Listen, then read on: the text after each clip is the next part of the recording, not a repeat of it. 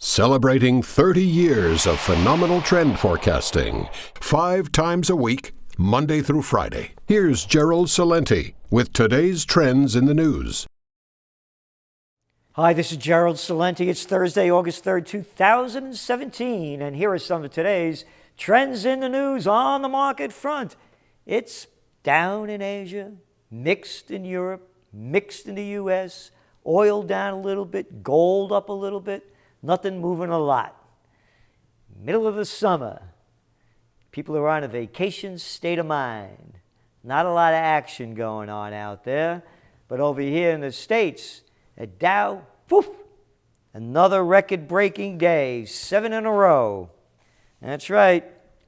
And it was going up higher before the news came out that special FBI guy, Mueller, that they brought in to see what Trump did with them Russians.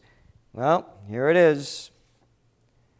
Wall Street Journal reported just minutes before the market closed that special counsel Robert Mueller impaneled a grand jury in his investigation into Russia's involvement in the U.S. election. Let's get this straight. Hillary Clinton lost because she's Hillary.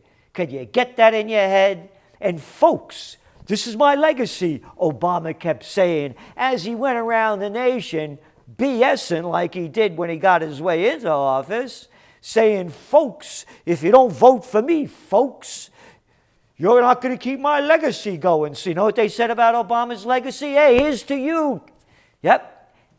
The Democrats, they lost the House of Representatives. They lost the Senate. They lost state houses all over the country. Had nothing to do with the Russians. It had to do with 8 years of Obama. Bullshit detected. Take precautions. And that's what they did. It's the economy, stupid. We were the only magazine in the world that we know of that in May of 2016 forecast Trump to win because of the actions of Obama, and people couldn't stand Hillary Clinton, and it had nothing to do with you being a woman. It had to be with who you are, who your husband is, and all those black people that didn't vote for you because of all the people that went to jail under Bill Clinton and what they showed in those hacked emails about all the dough you took, getting paid off that you called speeches for the Goldman Sachs gang and everybody else.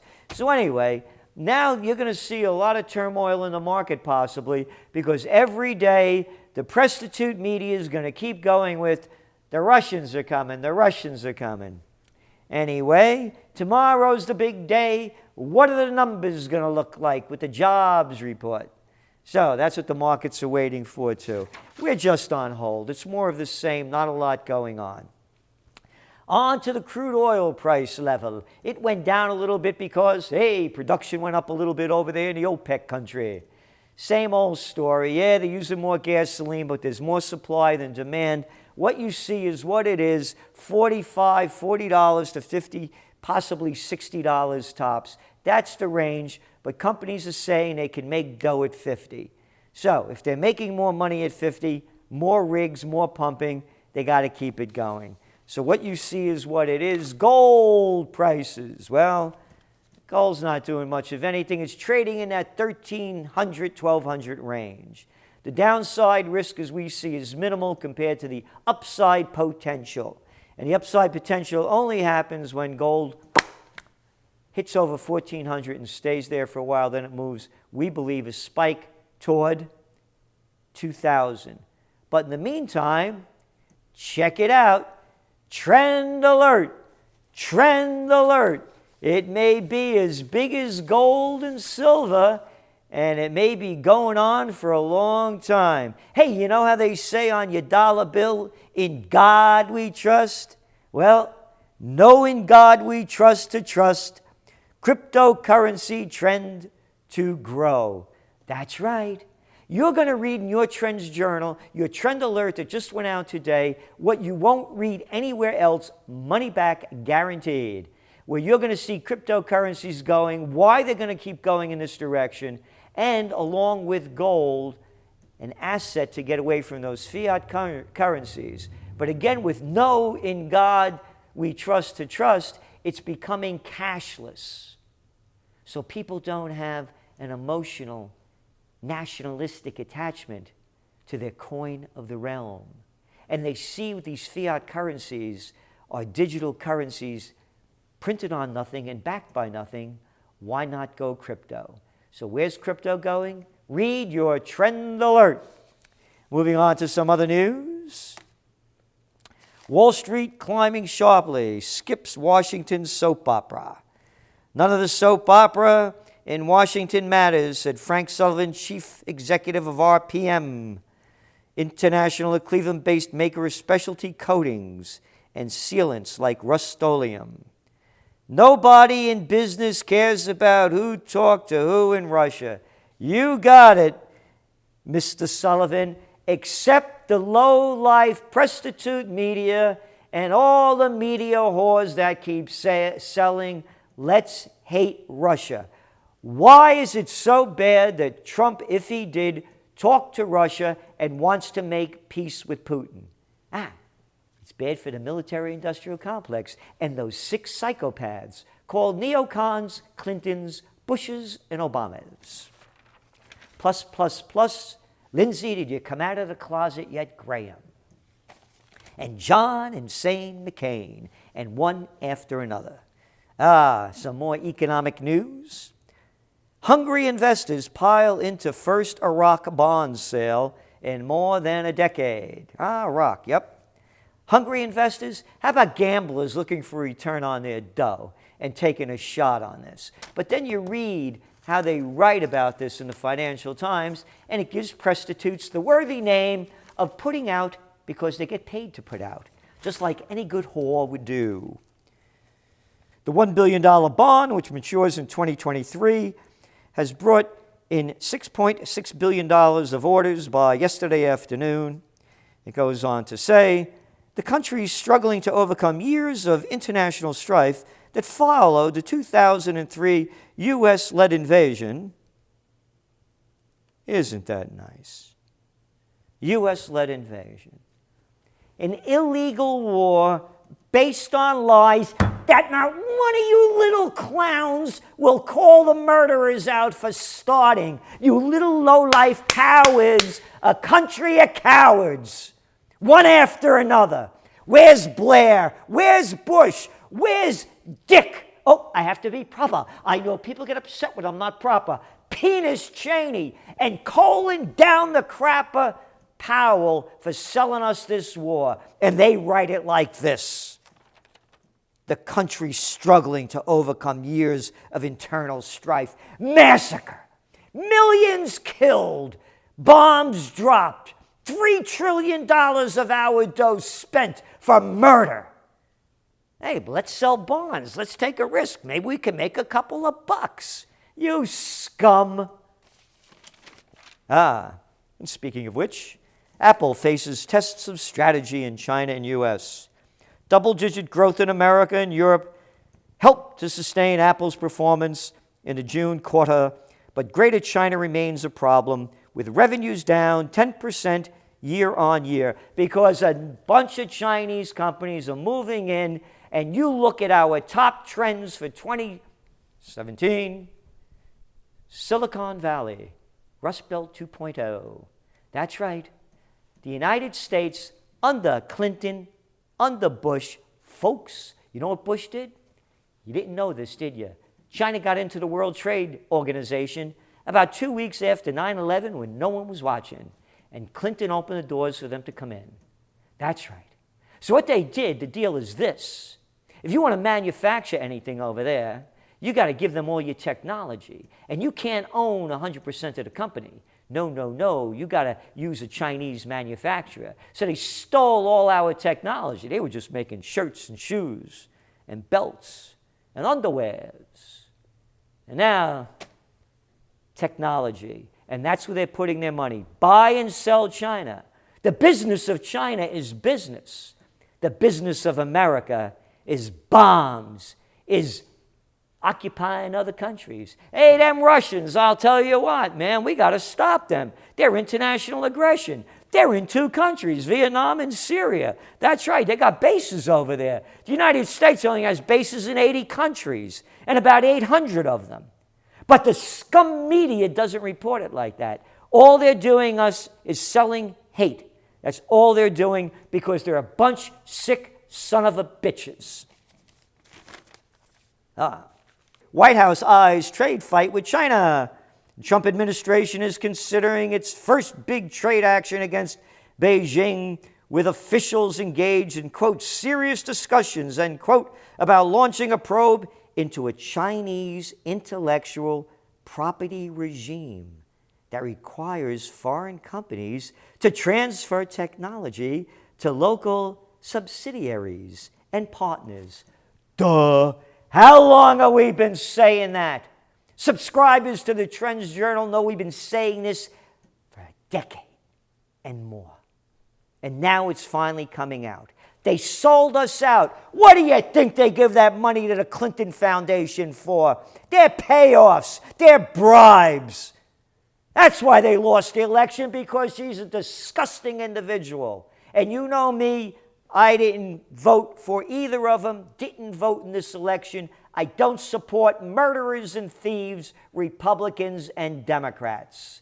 Their party's not my party. It's a sick party. All you have to do is look at the people in it. You like Pelosi? Maybe you like little Chucky Schumer. I know. Paulie, Eddie Munster Ryan's your kind of guy.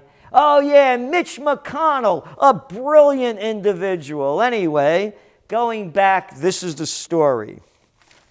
And moving on, China-India land standoff in Himalayas escalates. Keep your eye on this. This is heating up and heating up. The economy in India is not doing so well right now. With their new taxes that just came on, they just announced that they're going to lower interest rates. India's central bank cuts rates down after slowdown.